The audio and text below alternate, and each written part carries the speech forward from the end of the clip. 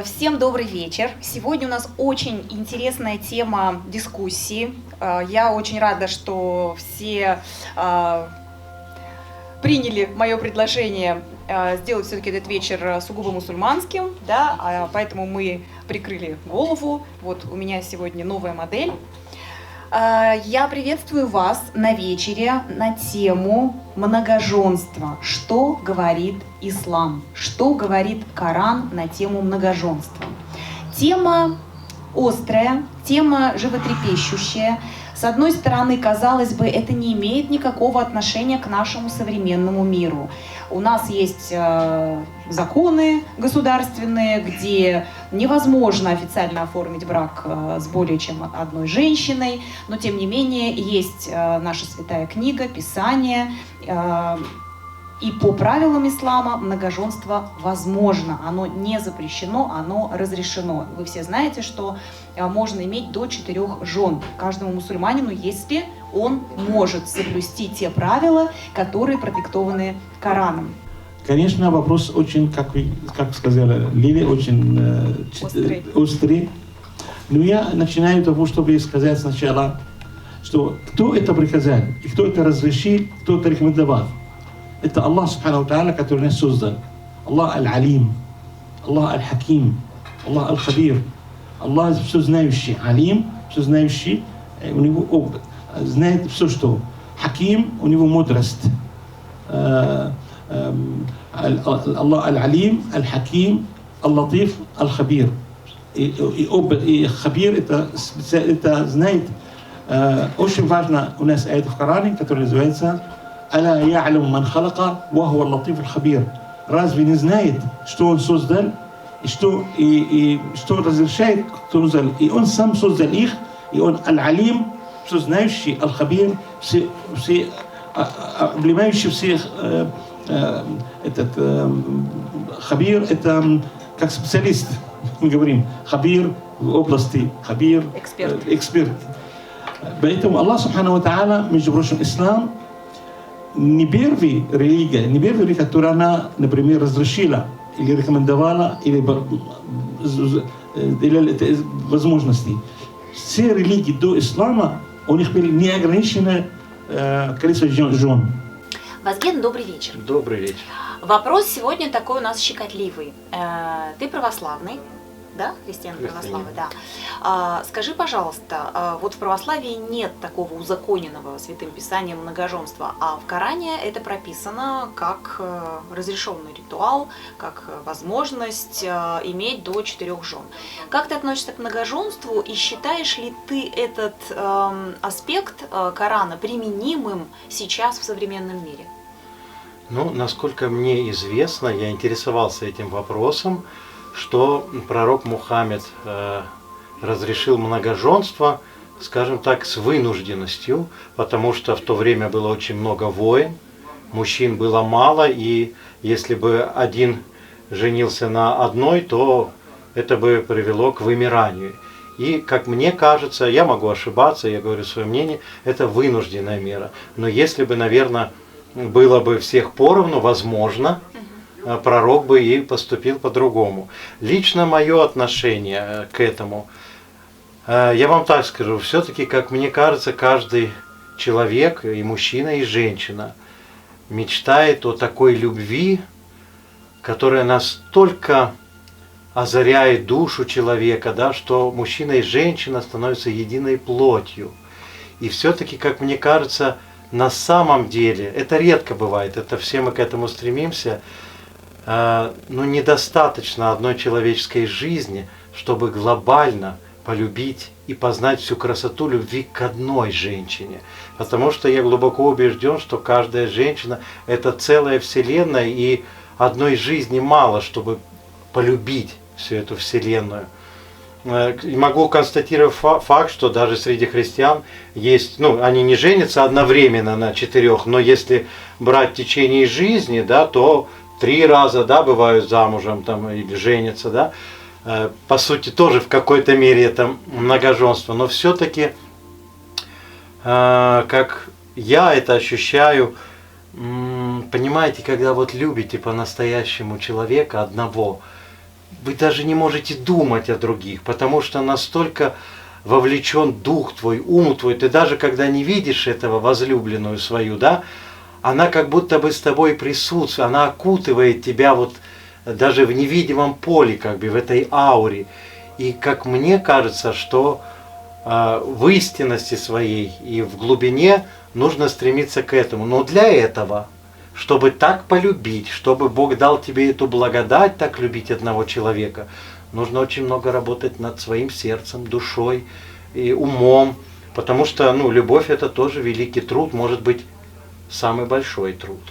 Но если вдруг это случается, то эта любовь преображает вас. И я думаю, что вообще любовь к женщине это дверь в ту любовь более широкого масштаба. Через любовь к женщине мужчине, например, дается прикоснуться к тому раю, который есть там.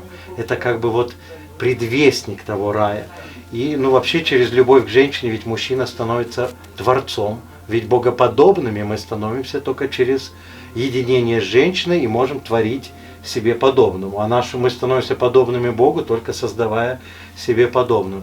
И как мне кажется, что именно через единение с одной женщиной, если Бог дал вам эту любовь, может это случиться. Но это, к сожалению, редкость, и в большей степени на данный этап для всех людей в мире остается мечтой. У меня, во-первых, есть друг дагестанец. Вот буквально недавно он себе завел вторую жену. Завел вторую жену, так классно звучит. Да, у него появилась вторая жена, и он считает это нормальным. То есть ты считаешь, что это нормально в данном современном мире? Да, в современном мире считаю это нормальным, да. Да, это все честно, не надо никуда бегать, и не надо ничего скрывать, это все. Ну, ты понимаешь, да, что это не просто дорогая, вот еще 3 женщины, с которыми я бываю, да, это все-таки и ответственность самого мужчины, да, одинаковая ответственность перед всеми. Ну, например, если у него все, что ты делаешь есть для одной, дети ты делаешь для от всех. одной жены, да, и вот у него есть, например, другие дети. И они хотя бы были бы все вместе, это была бы одна семья, и они знали, кто у них отец, и эти бы дети, например, друг с другом дружили и общались. И даже думаю, вот с этой точки зрения, что это даже было бы более так правильно и не вызывало никаких негативных эмоций, поведений, войн, дележки, а это была бы одна семья, и они знали, что у них родители, и они братья, и я считаю, как-то стоит это тебя практиковать. Не шокирует такое? Нет, меня не шокирует, нет. Точка зрения. Спасибо большое. Спасибо, Александр. Как вы относитесь к многоженству? Вы бы могли допустить такой формат отношений в своей семье? Я думаю, да. Чем обоснуете? У нас в стране не хватает мужчин, в принципе. Очень много женщин у нас не пристроены, не имеют семьи, детей. И я считаю, что если мужчина может содержать своих женщин, сколько бы их там ни было, 1, 3, 10, если он будет адекватно ко всем относиться, воспитывать детей, принимать участие в воспитании детей, обеспечивать этих детей и жен заодно, то почему бы нет? А как думаете, будут ли здоровые отношения вообще внутри, да, когда будет один папа, один муж и несколько жен, несколько матерей, детей? То есть вообще, как можно сформировать нормальное общение в такой семье? Я думаю, можно. От кого Я думаю, можно. Это будет зависеть от мужчины, если он действительно уважает всех своих жен, если он, то есть на его примере дети будут видеть, что это нормальное явление, дружная семья, и уже там не важно, сколько там отцов, пусть он один, но он всех их один спокойно воспитывает и уделяет всем внимание и уважает их матерей всех.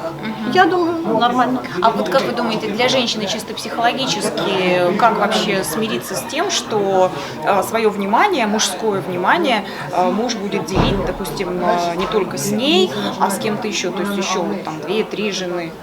Я думаю, мужчина, который идет на такой шаг, у него хватит и сил, и любви, и внимания, и денег, и всего остального на каждую жену. Нет, одно дело хватит все и мужчины, будут да, то есть сами-то женщины. И женщина не будет чувствовать себя обделенной или стоящей в очереди, или если он будет все это равномерно распределять между всеми женами. Я думаю, нормальные отношения.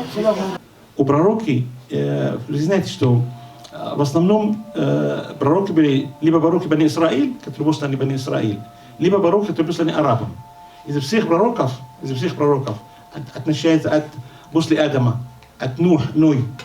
И главный пророк, который Ибрахим, алейхиссалям, который является отец всех религий. Потому что от Ибрахима был Исмаил, который по его линии был Ислам, и был Мухаммад, и был несколько, 2-3 пророков. А остальные по линии Исхака и Якуба, которые идут, они как пророки Бани Исраиль. У Сулеймана, алейхиссалям, у Дауда были по 100 жен. До ислама не было ограничения количества жен у любого мужчины. Некоторые короли, европейские короли были до 400 жен. Были богатые люди, которые у них были даже иногда сотни, 200, 300 жен, и еще 1000, даже, как называется, как рабыня. Наложница, да. Ислам ограничил, что максимум 4. Аят Коран говорит, فانكحوا ما طاب لكم النساء مثنى وثلاث ورباع. Ислам начинается, чтобы желательно, чтобы, например, кто может, начинает женить либо на 2, либо на 3, либо на 4, и все. А кто не сможет, не имеет возможности, فإن لم تعدلوا فواحدة. Если не может справедливость быть, только одно. Ислам даже иногда запрещает жениться. Если человек, у него нет денег, у него нет возможностей, его позволение социальное, не социально, материальное или здоровье, вообще не рекомендует ему жениться. Вообще. А справедливость должна, где справедливость? Справедливость, что он должен обеспечить ее. Мужчина в исламе обязан, на его все приходят расходы. Начинает это дар, это как называется, который по-арабски называется махар, это дар берет сразу, покажет, что он... Свадебный дар. Это покажет, что он мужчина, что он может обеспечить жизнь, эта семья. Будет после жена, еще будут дети. Если в исламу жена не обязательно работать, абсолютно. Не обязана работать. Муж обязан все содержать. И дом, и расход, и даже иногда в некоторых мазхаб, в некоторых школах исламские, что жена, даже если она не хочет кормить свой ребенок, муж должен снять женщину, которая кормит, и, кормилицу.